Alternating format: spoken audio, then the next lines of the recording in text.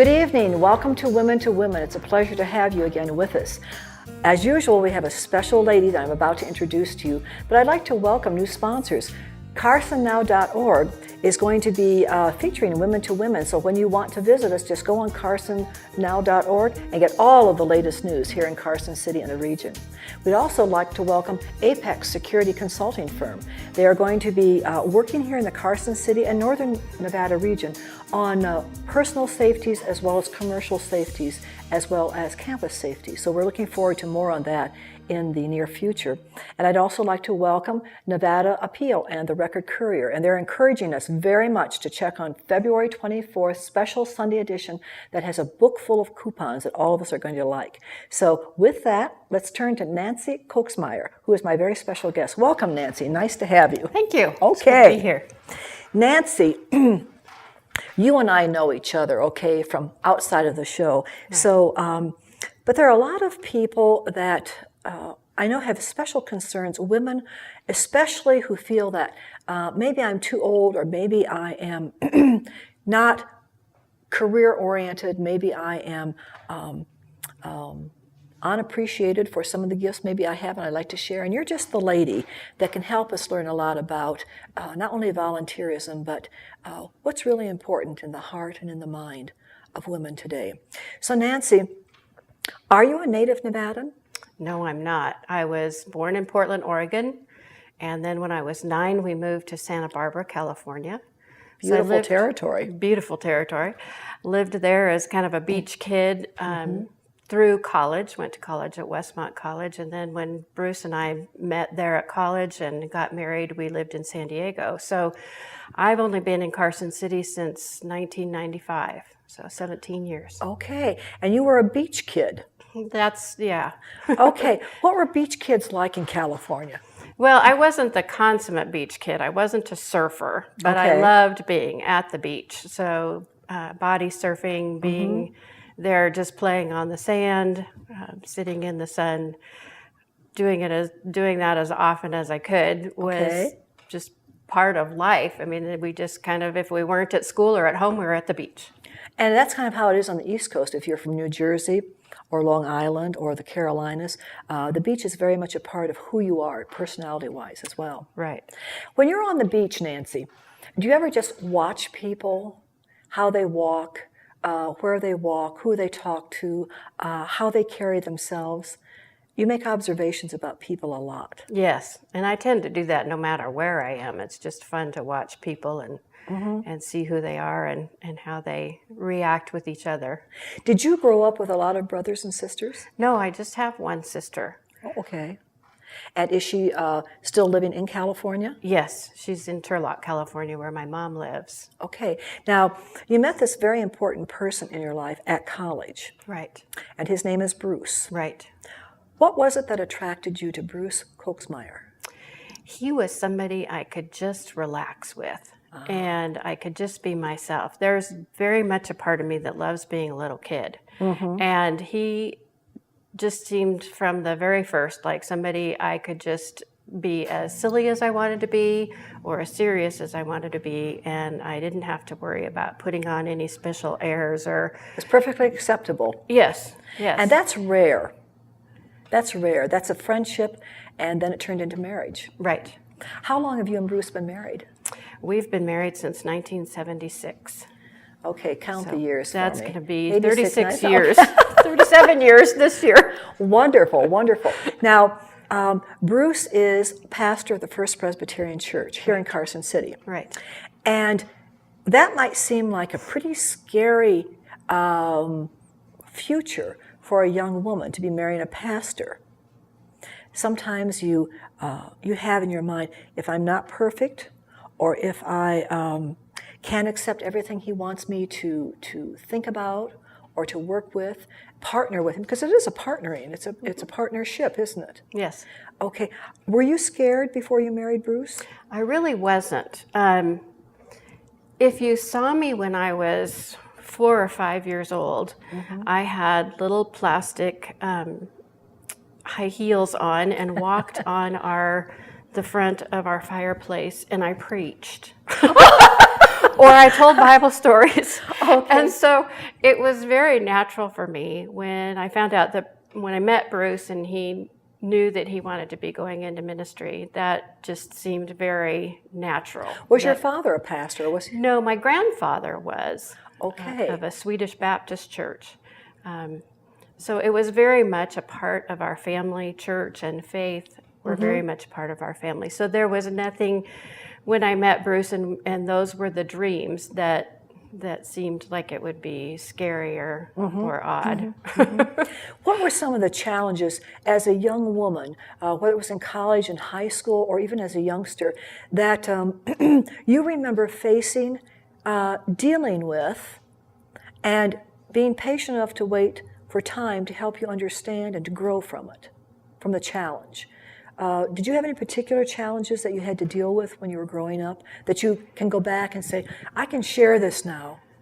Yeah, I can't think of any from when I was real young. In high school, I think one of the challenges of a high schooler, and especially a high schooler that was involved in her church and her youth group, was just being true to who I was and who I believed I was in God's eyes, and being true to that when there were peer pressures like there have been with every generation do things that you just knew you weren't comfortable doing, or that you just knew were outright not right to do.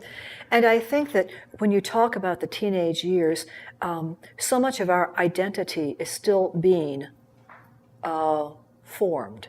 Right. We have an understanding of some of the things that we like or we dislike, some of the people that we're comfortable with or uncomfortable with, some of the leaders that we find ourselves around in terms of teachers, in terms of parents, in terms of grandparents, other relatives, neighbors.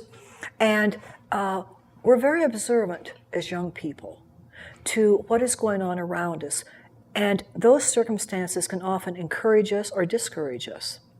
So I hear you saying that for the most part, growing up as a child within your own family with just one sibling, you felt that your identity was fairly strong even for a child. Okay. Now, when you and Bruce married, where was his first assignment? Where did it take him? Well, the first 6 years that we were married, he worked in a motorcycle dealership in San Diego, and I taught school.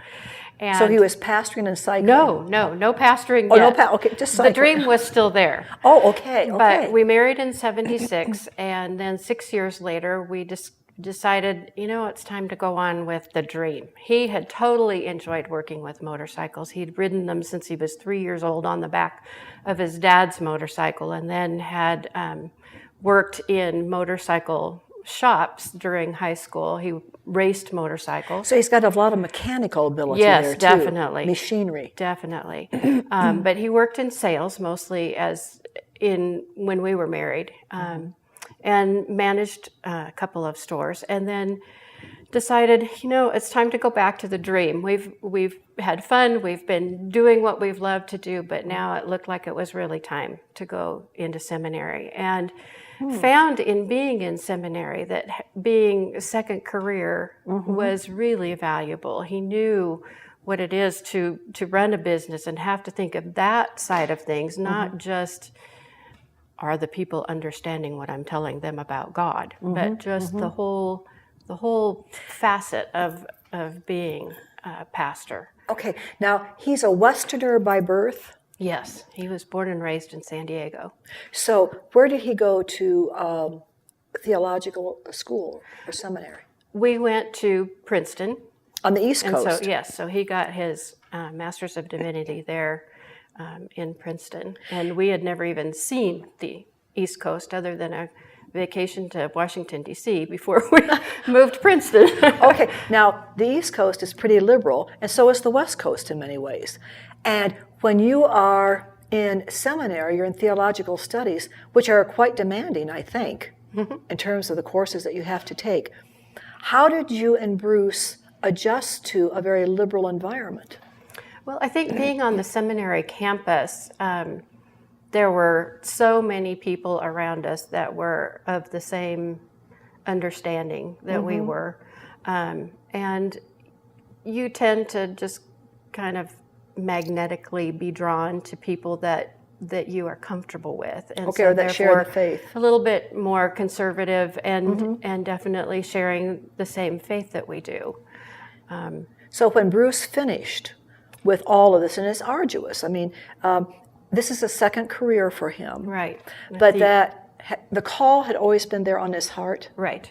Okay, and he's in with a lot of younger men and women for theological studies, but he comes through, he's ordained.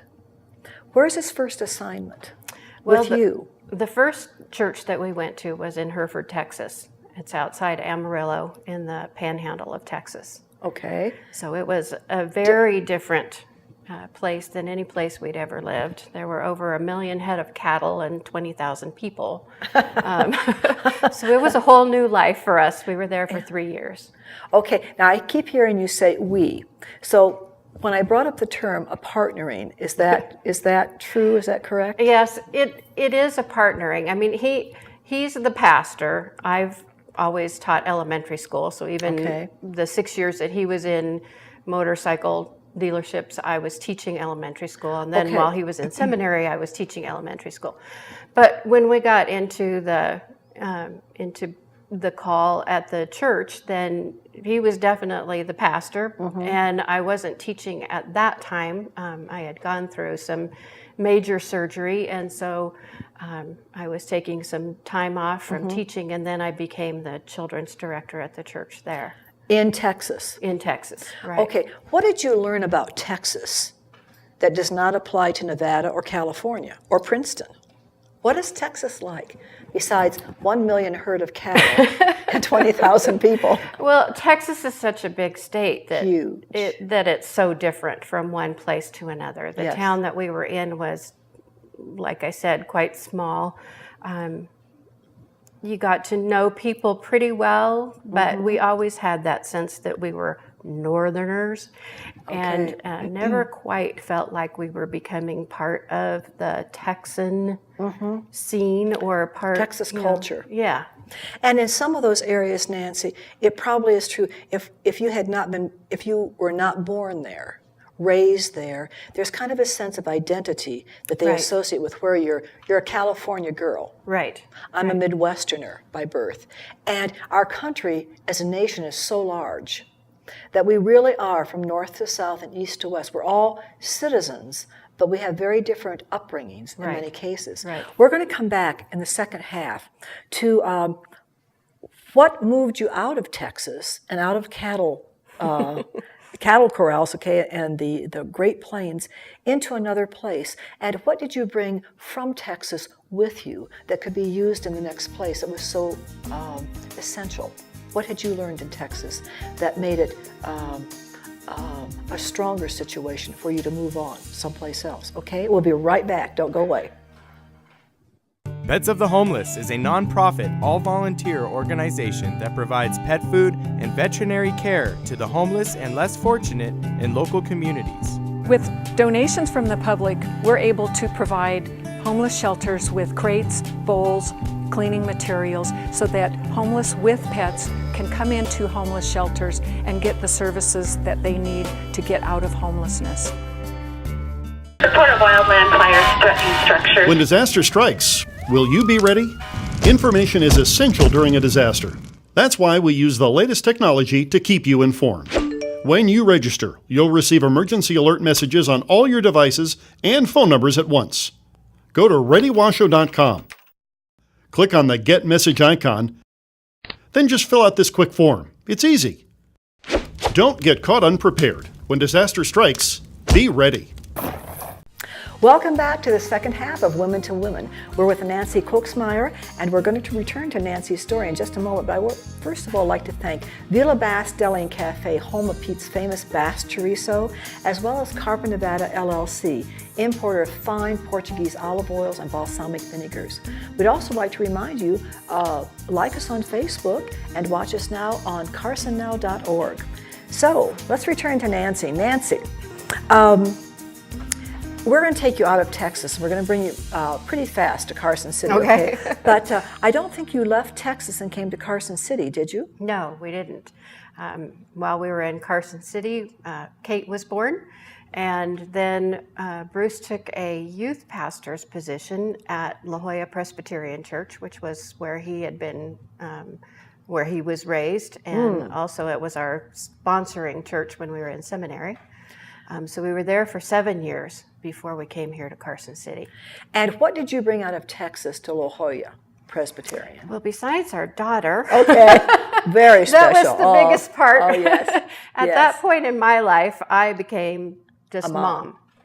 And so Kate and I had just a delightful time as she was little, being at SeaWorld and the San Diego Zoo and the beach and playing at home and just getting to be, dedicated to being a mom. What about her father's motorcycles? Does she have any, or did she have any interest at all? Oh, yes. She was on the back of them from the time she was little.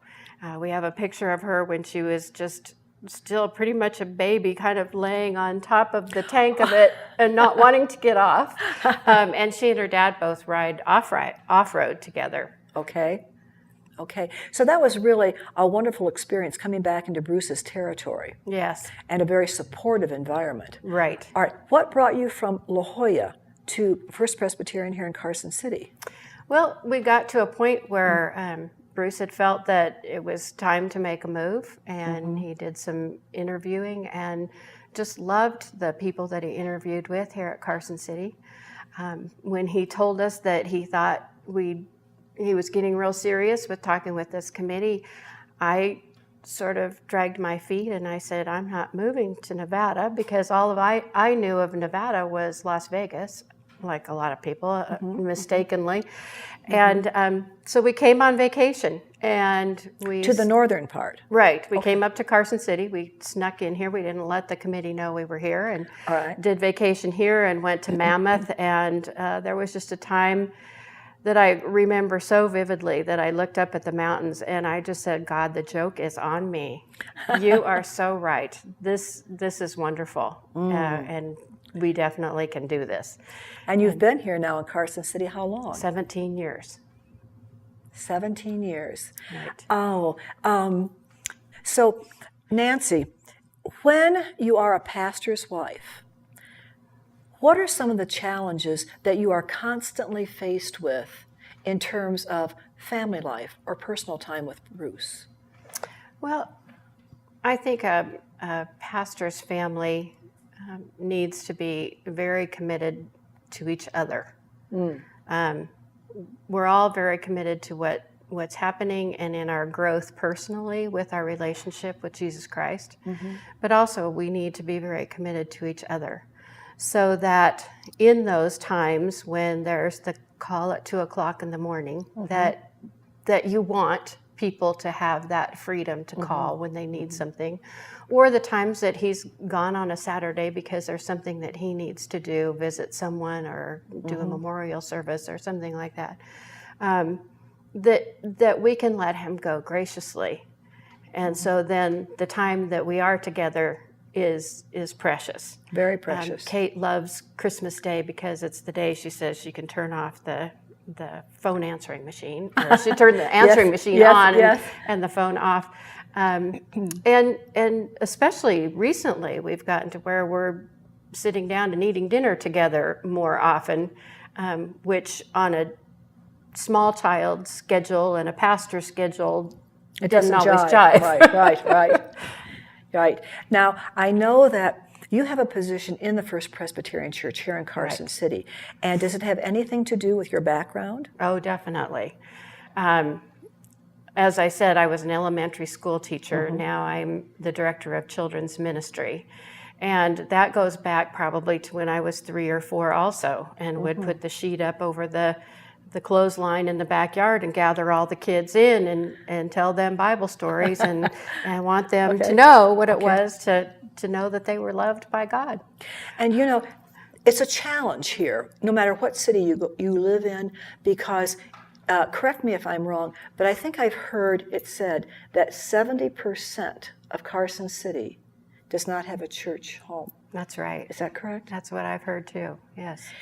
That's almost unbelievable, that there is such a distance between the population in a really close community like this one is, Right. and 30% only are attending churches.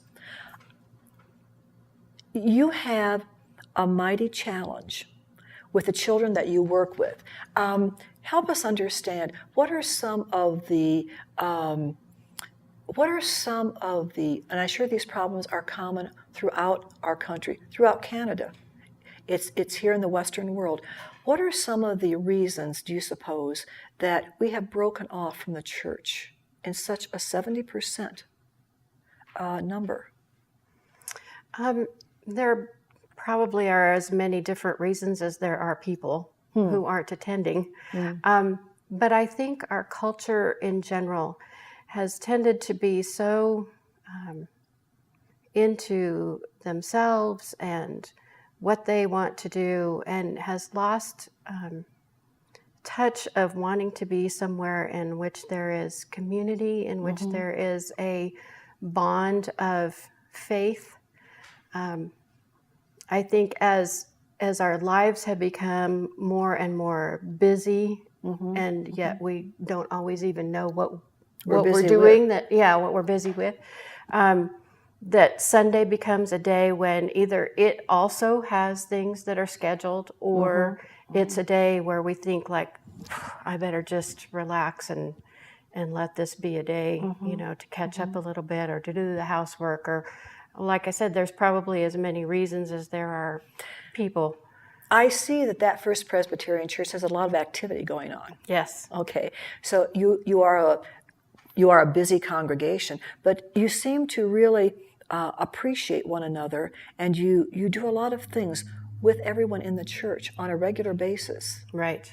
And that seems to form another family. It's a church family. Yes, it definitely is. There's a strong bond between people, and it's fun because it's a bond between everybody from the kids through the elderly. We very much are a family, whether it's a loving teasing being done, or just laughing at what's happening, or crying together over something that's happening. A fairly large number in your congregation. Yes.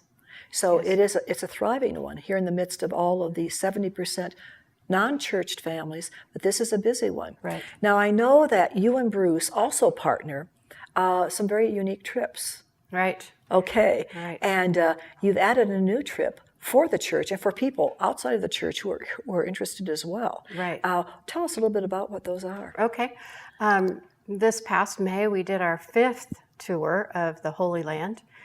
We love taking people to Israel to stay around the Sea of Galilee, see where Jesus preached, where his whole ministry took place, and then move from there into Jerusalem, seeing, where he went as he was part of as he would go to the temple, and the last week of his life, his crucifixion, and then going and seeing what we think is the place where he rose from the dead. Yes, yes. And so that is just fantastic for people to be able to put a feeling, a tangible feeling to their faith. And I happened to be on that trip.